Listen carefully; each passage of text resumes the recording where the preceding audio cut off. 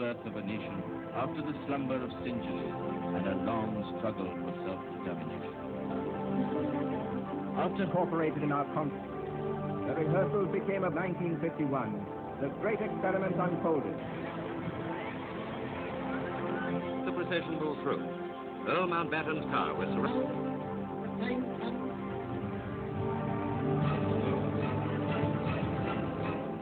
देश की 16वीं लोकसभा के चुनाव अब तक के सबसे खर्चीले चुनाव होने जा रहे हैं, लेकिन भारतीय लोकसभा के चुनाव का इतिहास अपने में खास है।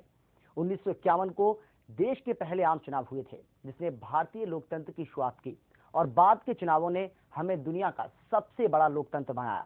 नमस्कार, मैं हूं अमित शर्मा और आप देख रहे हैं हमारा खास कार्यक्रम election diary. Rebirth of a nation after the slumber of centuries and a long struggle for self-determination.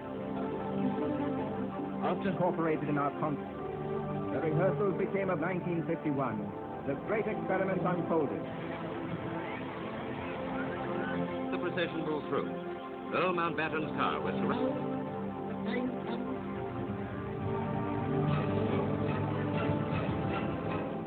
आजादी के बाद हिंदुस्तान में जब पहली बार चुनाव हुए तो पूरी दुनिया को शक था कि क्या भारत इतने बड़े पैमाने पर चुनाव करवा सकता है। लेकिन आजाद भारत में पहली बार चुनाव हुए और इलेक्शन कमिश्नर सुकुमार लोकतंत्र के अदृश्य हीरो बनकर उभरे।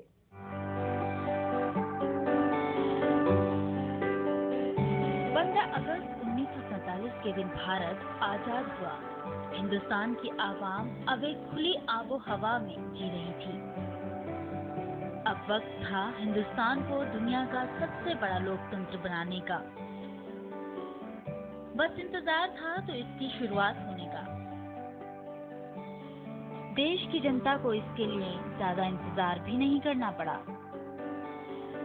साल 1951 की विदाई होते होते लोगों का ये सपना सच होने जा रहा था, या फिर यूं कहें कि सपने को हकीकत में बदलने के लिए शुरुआत होने लगी थी। आजाद हिंदुस्तान की संसद के लिए लोकसभा के पहले चुनाव 25 अक्टूबर 1951 से 21 फरवरी 1952 के बीच हुए। भारत की आजादी के बाद देश का पहला आम चुनाव महज एक चुनाव न होकर क्रांति था। किसी को भी यकीन नहीं था कि ये चुनाव सफलता से पूरा हो सकेगा, लेकिन सुकुमार सेन एक हीरो के तौर पर सामने आए और उन्होंने पहले चुनाव में ही लोकतंत्र का कायाकल्प कर दिया। हिंदुस्तान को आजाद हुए 4 साल हो चुके थे। हिंदुस्तान गणतंत्र बन चुका था। उसका एक संविधान था।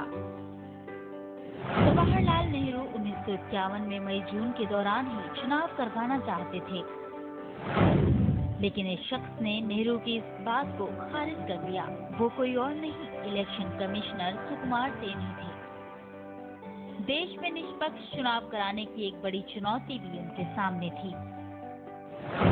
जिस सफलता के साथ सुकुमार सेन ने देश में पहले चुनाव करवाए, उसके बाद से उन्हें भारतीय लोकतंत्र का अदृश्य हीरो कहा जाने लगा।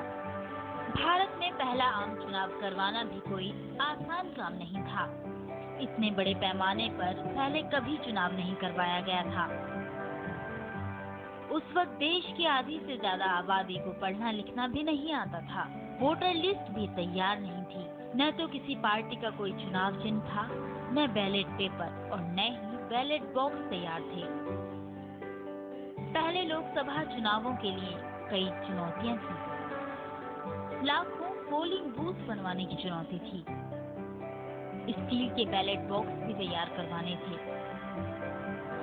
इसके लिए हजारों टन स्टील की जरूरत थी। इसके अलावा चुनाव पर नजर रखने और सुरक्षा के लिए लाखों लोगों को कॉन्ट्रैक्ट पर रखा गया। इतना ही नहीं, दूर दराज पहाड़ों पर मौजूद गांवों को कस्बे और शहर से जोड़ने के लिए सैकड़ों पुल बनवाए गए और इलेक्शन कमिश्नर सुकुमार सेन ने लगभग नामुमकिन से लग रहे काम को संभव कर दिखाया और शांतिपूर्ण तरीके से देश में पहले आम चुनाव हुए।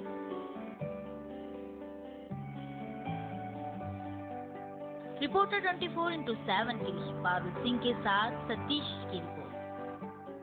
देश में पहली बार लोकसभा के लिए 489 सीटों पर चुनाव हुए। कांग्रेस को इनमें से 364 सीटें मिली, जबकि कम्युनिस्ट पार्टी ने श्रीपाद अमृत डांगे के नेतृत्व में 19 सीटों पर कब्जा किया।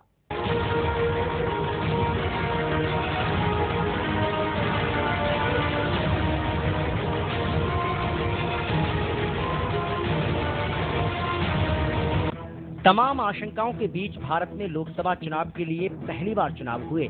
489 सीटों के लिए ये चुनाव कराए गए। इन चुनावों में करीब 50% लोगों ने अपने अधिकार का इस्तेमाल किया। आजाद हिंदुस्तान में सबसे पहले वोट हिमाचल प्रदेश में डाले गए। जब नतीजे आए तो इन नतीजों से किसी को भी हैरानी नहीं हुई। कांग्रेस ने स्पष्ट तौर पर 364 सीटों पर जीत दर्ज की। जवाहरलाल नेहरू के करिश्माई नेतृत्व में कांग्रेस की सरकार बनी और इस जीत के लिए जवाहरलाल नेहरू ने मेहनत भी काफी की। उनका प्रचार भी यादगार था। अपने चुनाव प्रचार में जवाहरलाल नेहरू ने यातायात के सभी साधनों का इस्तेमाल किया। अपनी चुनावी यात्रा में उन्होंने करीब 25,000 मील की दूरी तय की। देश की जनता ने भी कांग्रेस को खुलकर वोट दिए और देश के 489 सीटों में से 364 सीटों पर कांग्रेस ने जीत दर्ज की, जबकि communist party of India 16, socialist party 12, किसान मजदूर प्रजा पार्टी 9, पीपुल्स डेमोक्रेटिक फ्रंट 7, गणतंत्र परिषद 6, श्रोमणी Akali Dal 4, Tamil Nadu toilers party 4, revolutionary socialist party 3, Jharkhand party 3, scheduled caste federation 2, Lok Seva Sangh 2, Madras state Muslim league party 1, Krishikal Lok party 1 और निर्दलीय को 37 सीटें मिली। देश के पहले आम चुनावों में भारतीय जनमानस ने खुले दिल से कांग्रेस को वोट दिया, जबकि श्रीपाद अमृत डांगे की अगुवाई में कम्युनिस्ट पार्टी के खाते में 16 सीटें गईं। भारत का संविधान लिखने वाले बाबा साहेब भीमराव अंबेडकर की अगुवाई वाली शेड्यूल्ड कास्ट फेडरेशन ने भी इन चुनावों में भाग लिया। हालांकि बाद में इसका नाम रिपब्लिक पार्टी रख दिया गया। इसके अलावा सोशलिस्ट पार्टी ने राम मनोहर लोहिया और जयप्रकाश नारायण की अगुवाई में चुनाव प्रचार लड़ा और 12 सीटों पर अपनी मौजूदगी दर्ज करवाई। देश में चुनाव हुए, देश की पहली लोकसभा का गठन हुआ और कांग्रेस ने लोकसभा की अगुवाई की। साथ ही जीवी मावलंकर देश के पहले लोकसभा अध्यक्ष भी बने। जब 1951 में पहली बार देश में आम चुनाव हुए थे तो उसमें कांग्रेस ने अपना परचम लहराया था।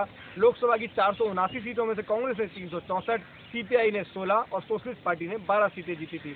कोई भी दूसरी पार्टी दहाई का आंकड़ा भी पार नहीं कर पाई थी और देश के पहले प्रधानमंत्री पंडित जवाहरलाल नेहरू बने थे। कैमरामैन चांदीप और अपने सहयोगी सतीश शर्मा के साथ राहुल शर्मा, दिल्ली। यहाँ फिलहाल वक्त एक छोटे से ब्रेक का है, जल्द लौटते हैं। आप बने रहिए हमारे साथ।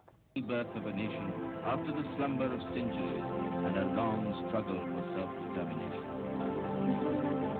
After incorporated in our constitution, the rehearsals became of 1951. The great experiment unfolded. The procession moved through. Earl Mountbatten's car was surrounded.